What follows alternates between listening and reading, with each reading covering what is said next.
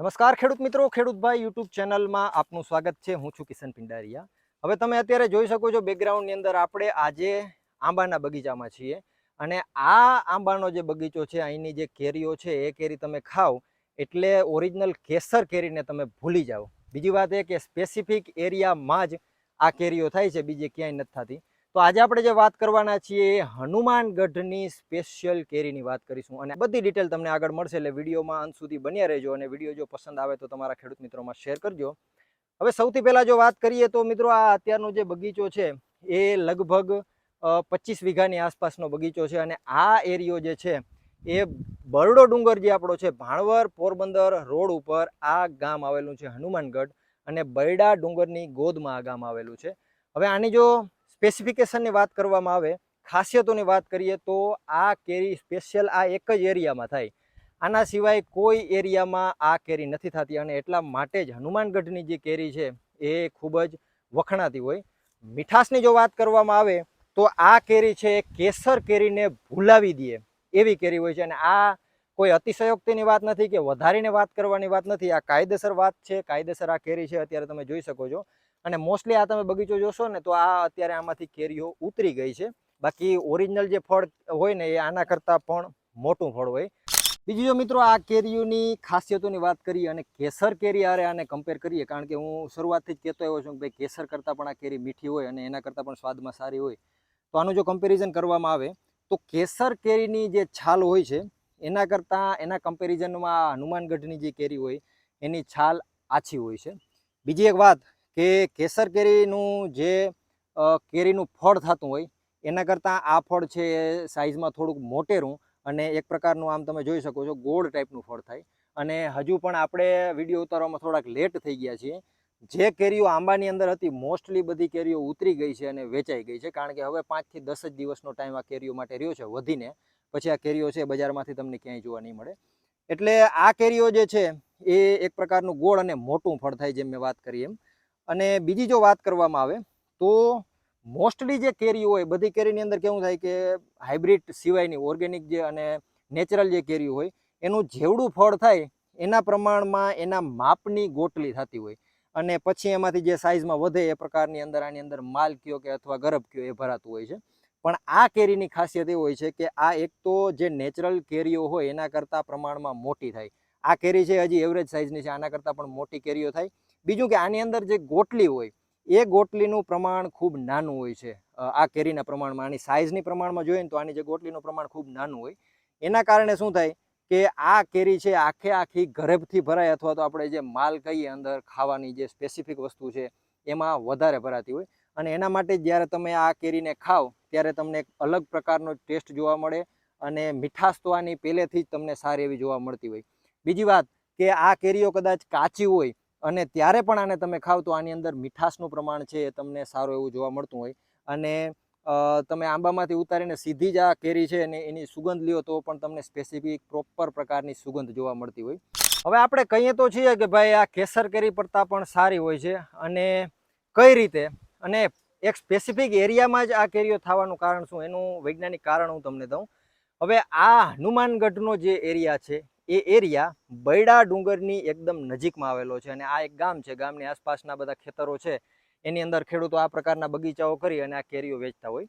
અને નેચરલી જો વાત કરીએ તો આપણે ઘણી વખત બજારોમાં કેરીઓ જોતા હોય અથવા બજારોમાંથી કાચી કેરીઓ લઈ આવીએ આપણે, પછી એને પકાવવાની સ્પેસિફિક આપણી મેથડો હોય છે. પણ આ જે કેરીઓ હોય એ બરડા ડુંગરની એકદમ નજીકમાં આવેલી છે, એટલે અહીંયા જે વાતાવરણ હોય એકદમ ગરમીવાળું વાતાવરણ હોય છે. અને આ ટાઈપના તમે બગીચાઓ જોવો તો બગીચાઓમાં જ મોસ્ટલી જે કેરીઓ હોય એ પાકતી હોય. અને નેચર છે એ આને એકદમ સારી રીતે સપોર્ટ કરે, આ એરિયાને ખૂબ જ સારી રીતે સપોર્ટ કરે છે. એટલે જે પ્રોસેસ આની અંદર થાય, પાકવાની પ્રોસેસ તમે કહો કે ફળ મોટું થવાની પ્રોસેસ કહો, એ બધી પ્રોસેસ છે એ કુદરતના ખોળે જ થાય. એટલે કુદરતી રીતે જ બધી વસ્તુ થતી હોય અને એના લીધે પણ આ કેરીનો ટેસ્ટ છે ખૂબ જ સારો એવો આપણે જોવા મળતો હોય. કારણ કે કોઈ પણ કુદરતી વસ્તુ હોય, કુદરતી ફળ હોય, એની અંદર આપણે કાંઈ છેડાછાડી કરીએ અથવા તો એને ડુંગળી અથવા તો બીજા કોઈ કેમિકલો નાખીને એને પકાવીએ એટલે એનો જે ઓરિજિનલ ટેસ્ટ હોય એ વયો જતો હોય. તો આ એરિયો સ્પેસિફિક છે એનું રીઝન આ. બીજી વસ્તુ એ કે આ એરિયા સિવાય આ ટેસ્ટ તમને ક્યાંય જોવા નહીં મળે.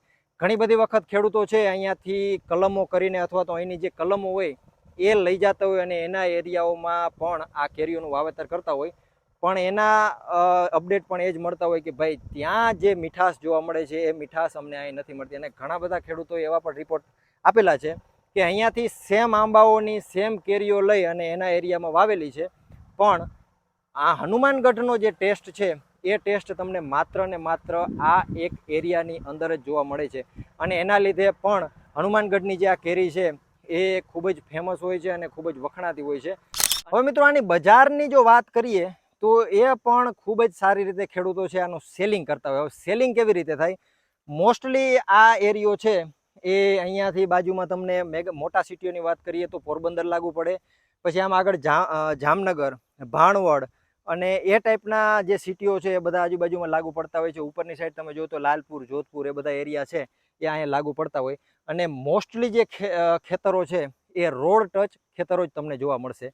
હવે એનાથી ખેડૂતો છે આનું સેલિંગ કેવી રીતે કરે એની આપણે વાત કરીએ તો આ કેરીઓને ક્યાંય બજારમાં વેચવા જવાની પણ જરૂર નથી પડતી, કારણ કે સ્પેસિફિક એરિયામાં જે કેરીઓ થાય છે એટલે ખેડૂતો છે એમાં, અને જે કેરીના પ્રેમીઓ જે હોય છે, જે કેરીઓ ખાવા માટે ખૂબ જ આતુર હોય છે, એમાં આની ડિમાન્ડ સારી એવી જોવા મળતી હોય. એટલે જે મેગા સિટીઓને જોડતા રસ્તાઓ હોય એ રસ્તાઓ ઉપર ખેડૂતો ખુદ પોતાના ઝૂંપડીઓ બનાવે અથવા તો મંડપ પ્રકારનું બનાવી અને ત્યાં જ આ કેરીઓનું સેલિંગ કરતા હોય. અને વટે માર્ગો જે રસ્તા ઉપરથી જતા હોય એ પોતપોતાની રીતે આ કેરીઓ લેતા જતા હોય.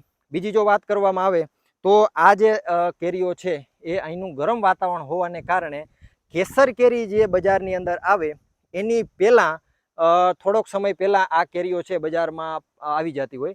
એટલે એક ડિમાન્ડ એ પણ રહે કે બજારની અંદર આ વહેલી આવે અને ખૂબ જ સારો એવો ટેસ્ટ હોય, એટલે આ કેરી છે એની ડિમાન્ડ બજારમાં એના લીધે પણ ખૂબ જ સારી એવી જોવા મળતી હોય છે. અને એક્સપોર્ટની જેમ મેં વાત કરી એમ ઘણી જગ્યાએ એક્સપોર્ટ થાય છે, પણ ખાસ આ સ્પેસિફિક એરિયામાં જ કેરીઓ થાય એટલે લિમિટેડ સ્ટોક હોય. બહુ વધારે આની એક્સપોર્ટ ના થઈ શકે, પણ આજુબાજુના જે મેગા સિટીઓ છે, રાજકોટ છે, અમદાવાદ છે, એવા બધા સિટીઓની અંદર પણ આ કેરીઓ છે એ ખેડૂતો દ્વારા પહોંચાડવામાં આવતી હોય છે. અને કોઈ પ્રકારનું કેમિકલ આની અંદર ઉપયોગ કરવામાં નથી આવતું, કારણ કે કેરીઓને પકાવવા માટે જે વસ્તુઓની જરૂર પડતી હોય એ વસ્તુઓ આ બૈડો ડુંગર છે એ પોતાની રીતે આપી દેતો હોય. અને એક નેચરની અંદર જે વસ્તુ પાકે, નેચરની અંદર જે માલ થાય એ તમને ખબર જ છે કે એને બીજે ક્યાંય લઈ જવાની જરૂર ના પડે. એટલે આની અંદર કોઈ વધારે પ્રકારના દવાઓ કે એવું કંઈ વધારે છાંટવામાં નથી આવતું, ખાસ કરીને એને પકવવા. ઓર્ગેનિક છે એમ તો ના કહી શકીએ, ઘણા બધા ખેડૂતો છે ઓર્ગેનિક કેરીઓ પણ કરે છે, પણ આ જે કેરી છે 100% આપણે ઓર્ગેનિક ના કહી શકીએ, પણ જરૂર પૂરતું જ આની અંદર જે છે કોઈ ઈડો કે એવું હોય અથવા તો કોઈ પ્રકારની કોઈ જીવાતો પડતી હોય એના માટે જ, અથવા તો મોર જે ખરી જતા હોય મોર ના ખરે એના માટે જ આની અંદર દવાઓના છંટકાવ થતા હોય. એના સિવાય બીજા વધારે આની અંદર કોઈ છંટકાવ કરવામાં આવતા નથી. અને આ પ્રકારની છે આ કેરીઓ બજારની અંદર જોવા મળતી હોય. એવું ભાવની વાત કરીએ, આ કેરીઓના ભાવ છે તમને બજારોમાં કેવા જોવા મળે તો નોર્મલ આપણા ખેડૂતોને પોસાય અને લેવાવાળાને પોસાય એવા જ આના ભાવ હોય છે. અમદાવાદની અંદર તમે અત્યારે કેરીઓના ભાવ પૂછવા જાઓ તો 1600, 1700 રૂપિયાના બોક્સ જોવા મળતા હોય, જે 10 કિલોના હોય છે. અને આ કેરીઓની જો વાત કરીએ તો માત્ર 900 રૂપિયાનું બોક્સ તમને જોવા મળતું હોય. આ વિડીયો કોઈ સ્પોન્સરશિપ વાળો નથી, ખેતરની અંદર જ ઊભો છું, કોઈ ખેડૂત છે આની અંદર અવેલેબલ પણ નથી. બજારની અંદર તમે જઈને જોશો તો સારી કેરી હશે માત્ર 900 રૂપિયાથી 850 થી લઈને 900 વધીને 1000 રૂપિયાની આસપાસ આ કેરીઓ તમને જોવા મળશે. એટલે પ્રાઇઝમાં પણ સારી અને ટેસ્ટમાં પણ સારી હોય છે.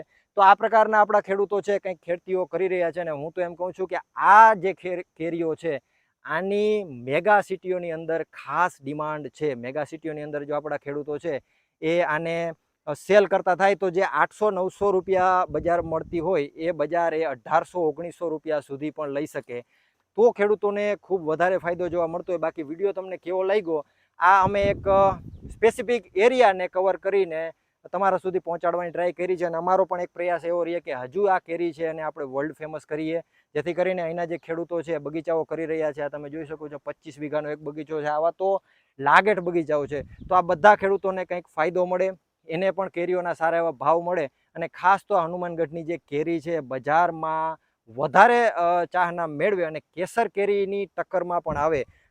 મીઠાશ અને બાકીની બધી વસ્તુ કેસર જેવી જ છે, પણ બજારમાં એટલી ડિમાન્ડ હજુ જોવા નથી મળતી, કારણ કે ખેડૂતોને આની ખબર નથી અને જે કેરી પ્રેમીઓ છે એને પણ આની ખબર નથી. એટલે જરૂરથી વિડીયો પસંદ આવે તો વિડીયોને લાઈક કરી અને તમારા ખેડૂત મિત્રોમાં શેર કરજો.